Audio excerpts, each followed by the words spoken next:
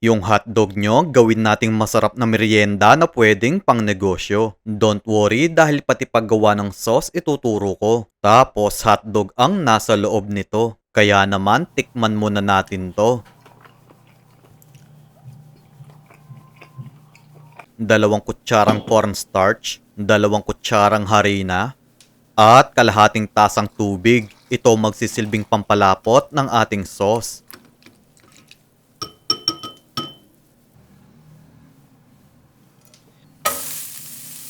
Maggisa muna tayo ng sibuyas.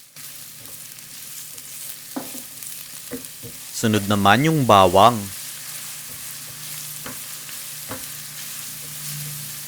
Magbuhos tayo ng 2 tasang tubig.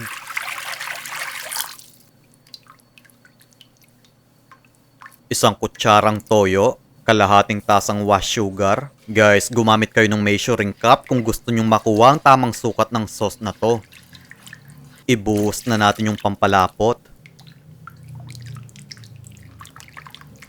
Kalahating kutsaritang asin, kalahating kutsaritang paminta, at 5 sili pampagana. Okay ning lapot ng sauce ko. Ilagay muna natin sa bowl at medyo palamigin. Yung mga non-stick pan, silicone utensils at yung chopping board na ginagamit ko, nasa comment section kung saan ko nabili ang mga ito. Kalahating tasang harina, 1/4 cup cornstarch, 1 kutsaritang baking powder, paminta, asin, 1 pirasong carrot, 1 pirasong sibuyas, 4 na bawang, onion leeks, 1 pirasong itlog, at konting tubig. Parang vegetables mixture lang ang ginawa ko dito.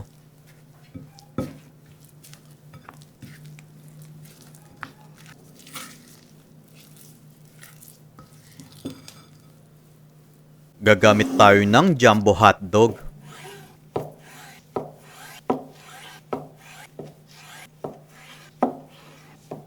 And then, balutan natin to ng ating mixture. Konti lang yung hotdog na lulutuin ko kasi sample lang naman ito. Pero kahit 10 hotdog, mababalutan nyo nito. Kasi manipis lang naman ang ibinalot natin dito. Pirituhin natin yung hotdog into medium heat.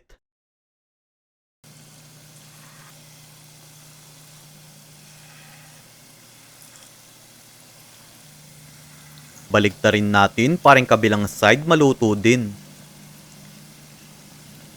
And then, ilagay muna natin sa strainer para matanggal ang excess oil. Dahil sa binalot natin sa hotdog, napipigilan niya yung pag-impis nito after mapirito.